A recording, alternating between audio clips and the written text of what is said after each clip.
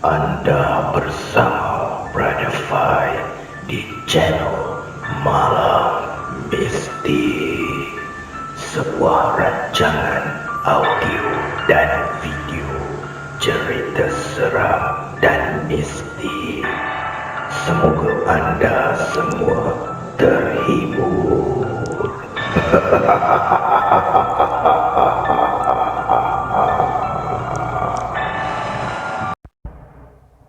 Apa kabar para pendengar Malam Mistik?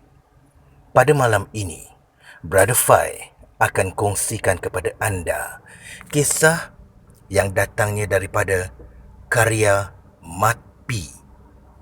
Kisah yang bertajuk Puteri Saadong, iaitu Legenda Kelantan. Assalamualaikum dan salam sejahtera. Semoga semua dalam keadaan baik-baik saja. Aku Mat P. Sebagaimana yang sedia maklum, sebelum ni aku biasanya menulis mengenai pengalaman seram aku sendiri dan juga orang yang di sekitar aku. Tidak ketinggalan, aku ada buat beberapa kisah fiksyen seram. Tapi kali ini, aku cuba mencabar diri untuk bercerita mengenai sejarah seorang tokoh legenda dari negeri Kelantan Darul Naim, negeri kelahiranku sendiri. Tidak lain tidak bukan, yang aku maksudkan adalah Puteri Saadong, yang sangat terkenal dengan rupawan dan sifat kasih pada rakyat serta setia pada suami. Rata-rata rakyat negeri Kelantan dan sekitar pasti tahu serba sedikit mengenai Puteri Saadong ini. Hakikatnya, ia adalah salah satu sejarah negeri Kelantan, tetapi dipengaruhi dengan unsur-unsur bombastik dan hyperbola apabila diceritakan dari mulut ke mulut.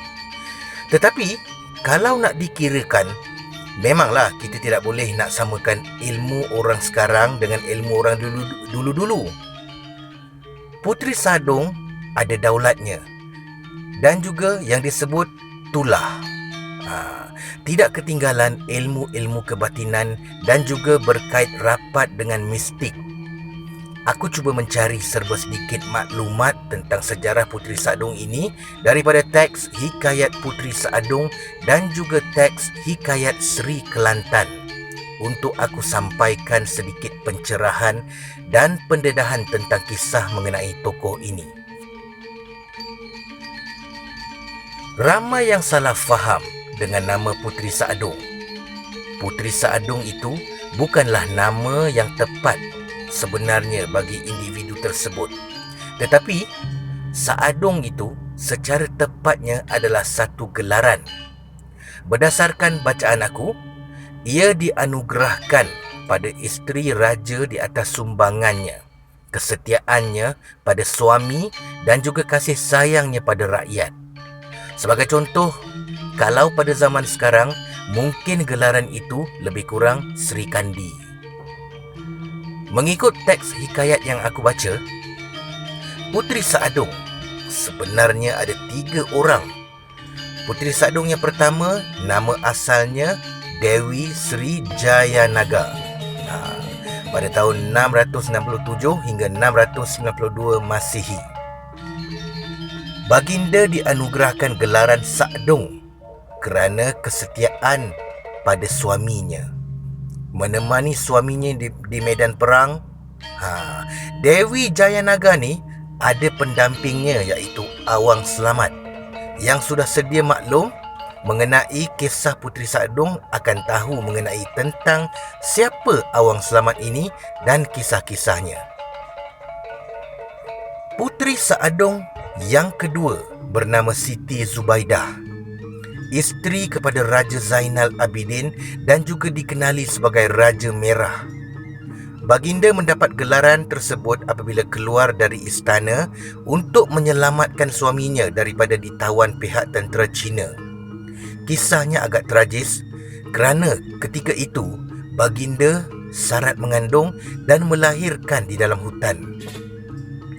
Baginda mempunyai seorang pendamping yang bernama Rokiah. Rokiah seorang yang cantik rupawan dan mempunyai kelebihan, iaitu kemampuan bertukar wajah menjadi seorang lelaki yang tampan. Lalu berjaya memperdaya 7 orang puteri Cina dan Siti Zubaidah. Dan Siti Zubaidah berjaya menyelamatkan suaminya dengan bantuannya. Puteri Saadung ketiga dan yang terakhir bernama Siti Mariam pada kurun ke-17.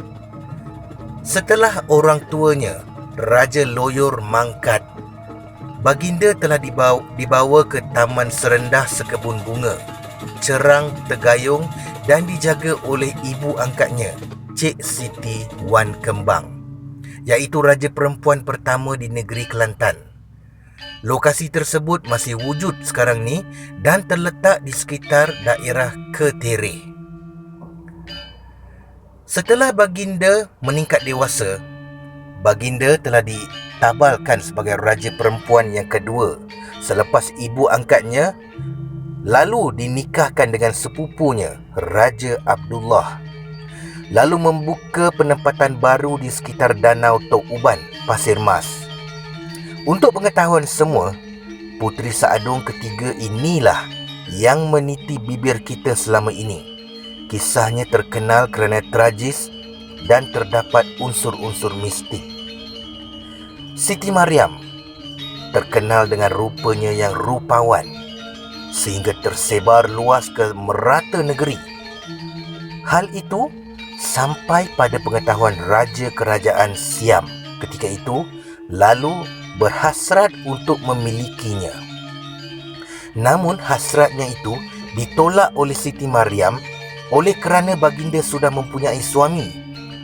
Lantaran tidak puas hati, Raja Siam menitahkan tenteranya menyerang kerajaan Siti Mariam. Siti Mariam berundur bersama suami ke lokasi lain. Akan tetapi, berjaya dikesan oleh Raja Siam dengan bantuan Ketua Sami Buddha. Peperangan kedua tercetus. Rakyat hidup sengsara, dibunuh dan mengalami kebuluran yang teruk. Demi kasih sayangnya pada rakyat, Siti Mariam menyerah diri pada Raja Siam. Sebelum itu, baginda telah berjanji dia akan pulang ke pangkuan suaminya. Lalu Raja Abdullah akur dan telah memberi keizinan. Ketika berada di sana, Raja Siam cuba membuat sesuatu yang tidak baik pada Siti Mariam. Lalu diludahnya Raja Siam itu. Raja Siam jatuh sakit dan dipercayai terkena penyakit kulit. Semakin hari, semakin parah sehingga bernanah. Menurut Ketua Sami Buddha, Raja Siam telah terkena tulah.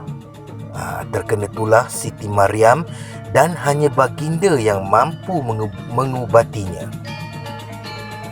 Raja Siam merayu pada Siti Mariam supaya mengubatinya, lalu baginda telah meletakkan syarat.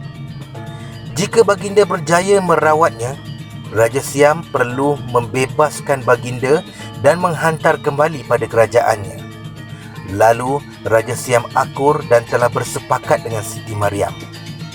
Dengan ludahan air sirih Siti Mariam, akhirnya Raja Siam sembuh lalu mengotakan janjinya. Namun telah diletakkan syarat pada Raja Siam. Yang mengiringi Siti Mariam bukanlah tentera, akan tetapi 7 orang yang beragama Islam. Lalu berangkatlah mereka. Tetapi hanya seorang saja yang pulang kembali ke Siam dengan selamat. Selebihnya telah meninggal dunia. Nama-nama mereka yang meninggal itu diletakkan sebagai nama kampung di mana lokasi masing-masing meninggal, dan nama kampung tersebut masih kekal sehingga kini. Setibanya Siti Mariam di istana, alangkah terkejutnya baginda apabila suaminya telah berkahwin lain. Betapa hancur hatinya. Pengorbanannya dibalas sedemikian rupa. Mereka bertengkar. Raja Abdullah menuduhnya curang, lalu Raja Abdullah telah membunuh Siti Maryam.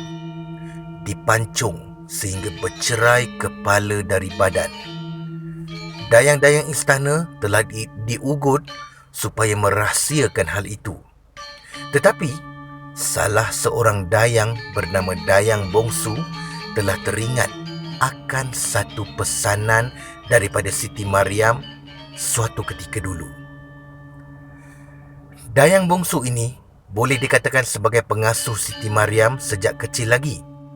Siti Maryam pernah berpesan padanya, jika terjadi sesuatu yang buruk padanya, ambil cucuk sanggul kepunyaannya. Di dalam cucuk sanggul ada tersimpan air mawar yang diberi oleh Cik Siti Wan Kembang. Lalu dititiskan air mawar itu pada jasad Siti Maryam. Mengikut hikayat, jasadnya ditutup kain putih selama 3 hari. Setibanya hari ketiga, tiba-tiba terdengar suara Siti Maryam bersin. Dayang Bongsu terkejut bercampur gembira. Kepala Siti Maryam bercantum kembali dengan badan. Baginda telah hidup kembali. Siti Maryam telah membalas dendam pada suaminya itu, Raja Abdullah. Raja Abdullah mangkat setelah ditikam oleh Siti Maryam dengan cucuk sanggulnya. Siti Maryam begitu sedih dengan apa yang berlaku. Dikhianati oleh suami sendiri, sedangkan mereka telah berjanji untuk setia, lalu membawa diri ke Bukit Marak. Tidak lama kemudian, adinda Raja Abdullah, Raja Ibrahim, datang menghadap Siti Maryam. Dikira datang untuk menuntut bela di atas kematian kekandanya, tetapi sangkaan itu meleset. Kedatangannya menghadap Siti Maryam untuk meminta daulat daripada baginda untuk memerintah 2 buah kerajaan yang tidak beraja setelah kemangkatan Raja Abdullah. Siti Maryam memperkenankan permintaan Raja Ibrahim itu. Tidak beberapa lama kemudian, Siti Maryam mendengar aduan daripada rakyat yang Raja Ibrahim seorang yang zalim, sering menindas rakyatnya. Sifat kasih sayang pada rakyat yang sedia ada pada Siti Maryam. Baginda telah menemui Raja Ibrahim, lalu tercetus pertengkaran. Siti Maryam telah menyumpah Raja Ibrahim tidak akan berketurunan dan sejak itu Siti Maryam menghilang. Daripada sifatnya Siti Maryam yang kasih pada rakyat, kesetiaan pada suami dan kepimpinannya, baginda mendapat gelaran Puteri Saadung. Sejak itu, hilangnya tidak dapat dijejaki. Tanpa kabar berita daripada namun dipercayai masih hidup sehingga kini. Kisah ini ada berbagai versi. Siapa jua kita untuk menidakkan? Salah satu versi lagi, ketika setibanya Siti Maryam dari Siam, Raja Abdullah menyambutnya dengan sukacita, lalu isteri keduanya cemburu, lalu membunuh suaminya. Isteri kedua itu lalu menuduh Siti Maryam yang membunuh. Lalu baginda membawa diri, mendekatkan diri dengan Tuhan, lalu menjadi wali. Kolam Puteri Saadung masih wujud sehingga kini. Taman serendah sekebun bunga, di mana lokasi kolam tersebut. Baginda, berbagai pengalaman yang aku dengar hasil perkongsian orang ramai. Pernah penjaga di situ melihat seorang wanita tua yang tidak dikenali sedang mengambil wuduk di kolam tersebut beserta dengan kehadiran bau bunga melur yang sangat wangi. Namun dengan tiba-tiba wanita tua itu menghilang. Ada juga kepercayaan bila sesiapa mandi di kolam itu akan terbuka hatinya, akan nampak susur galur hidup seseorang tersebut. Jika selepas mandi dia terbayangkan Bukit Panau, maka ia daripada susur galur pendekar. Kalau terbayangkan Bukit Marak, susur galurnya raja-raja.